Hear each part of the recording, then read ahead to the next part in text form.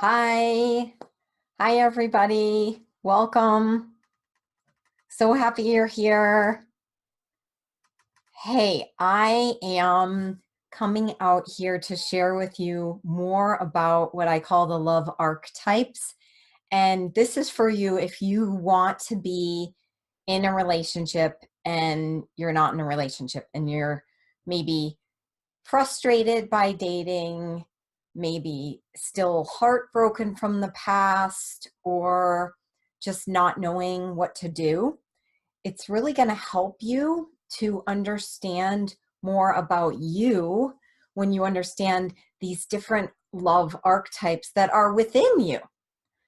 So I have created a quiz that you can take, and I'll make sure the link is available below soon.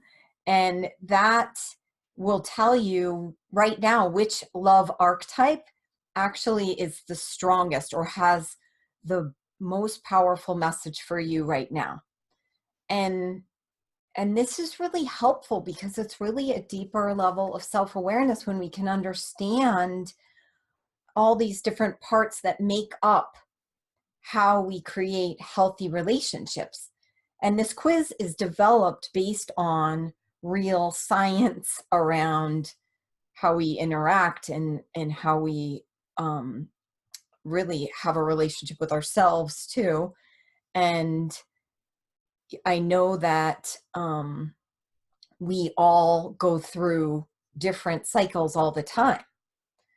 And in fact, you know, there are 4 archetypes. The first one is the BFF, which is the one I'm going to share with you more about today. And that one is the one that really owns loving everything about you. She really is your BFF. She doesn't care if you have broccoli in your teeth or if, you know, you're having a bad day. She'll always be your BFF. So she's very consistent like that. But if you're not being her friend back, if you're not giving her attention, you'll notice that in your life. The second one is the Momma kitty. And the Momma kitty is the one that is the champion of being kind of a lighthouse for others, but she's the master of self-compassion and self-care. So she's definitely licking her tail and taking care of her kittens, but she does it in a way that there are perfectly healthy boundaries. So she's the master of self-care. And then the third one is the magic fairy princess.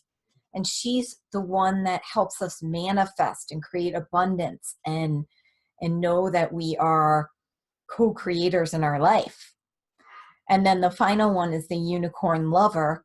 And the unicorn lover really embodies the feminine, where you can receive and actually be open to love.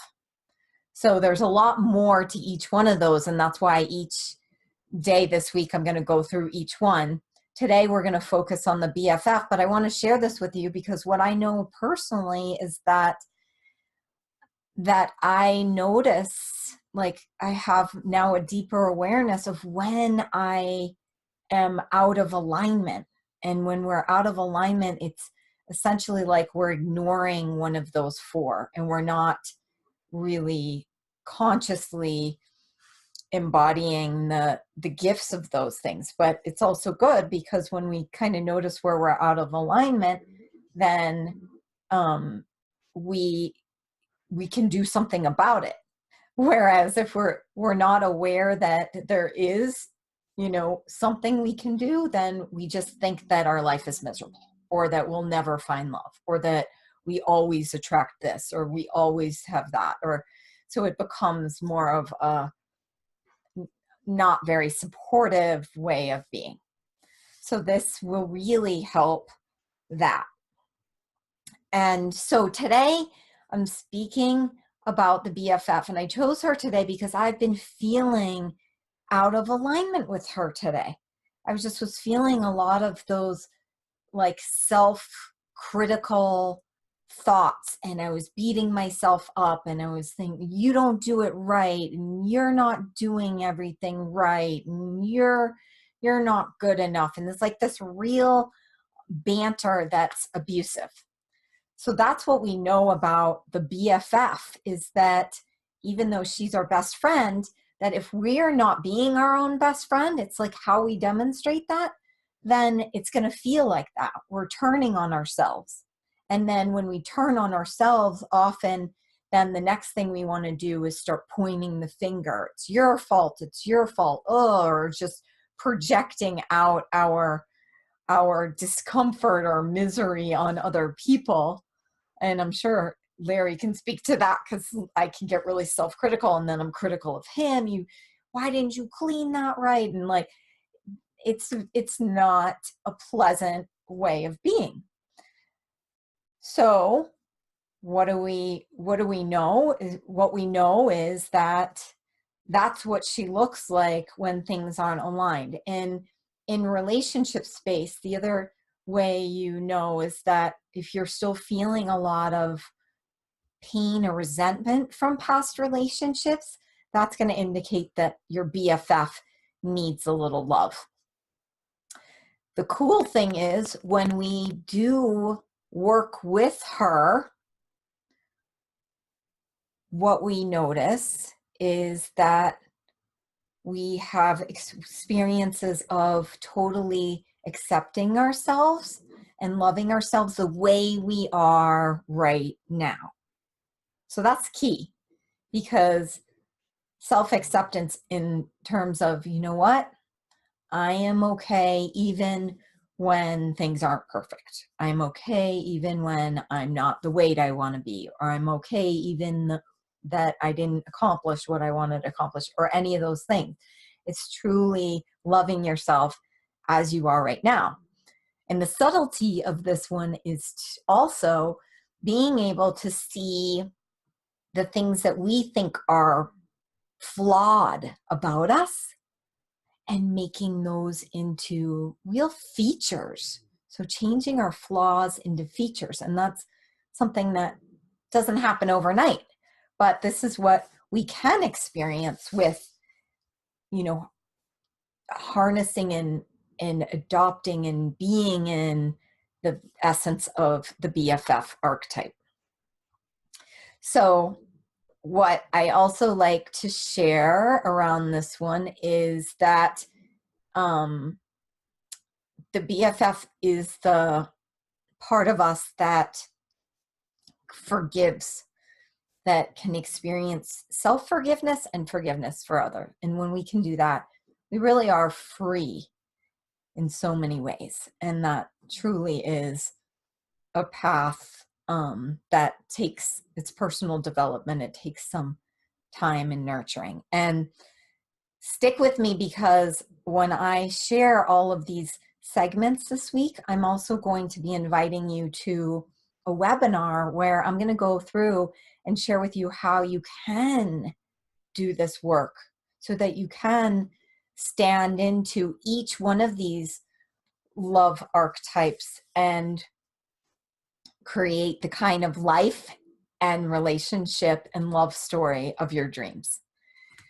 So the key with the BFF is the kind of relationships that she attracts when we're really radiating and living in her are the kind of relationships where you feel completely adored and cherished as you are right now.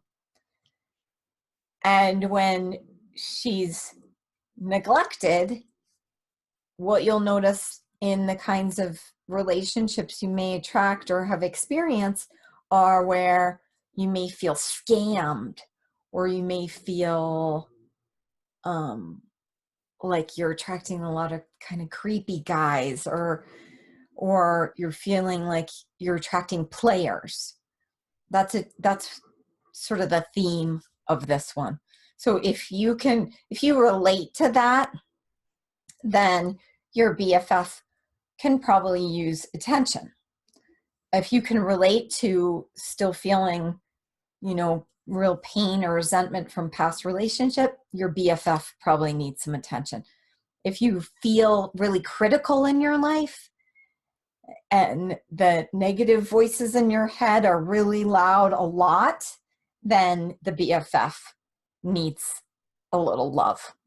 So we will be learning how to rekindle that in my upcoming webinar, Meet Your Love Archetypes, or maybe I'll change the name tomorrow, but right now just look for the upcoming webinar. I'll be sharing a link below. And if you don't know which one is speaking to you right now, then I recommend you take the quiz. So I'll include the link for the quiz available too. So I'd love to hear if you resonate with this BFF, if you've had those experiences of kind of feeling stuck in terms of being critical and having a hard time forgiving people, or the heartbreak, or the kinds of relationships you attract, or those players and kind of creepy guys, then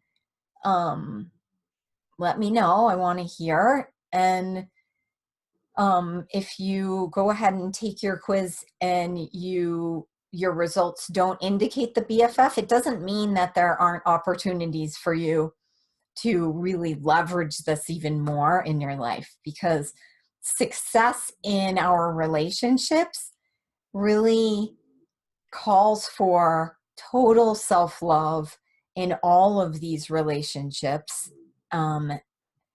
Well, self-love and nurturing all of these relationships, which they're all relationships with yourself anyway. So that's really kind of a step-by-step process of developing and cultivating this amazing relationship with yourself, which when you do that, then the best kind of love is available to you, which is what I like to call unicorn love. And I have my unicorn right here for you.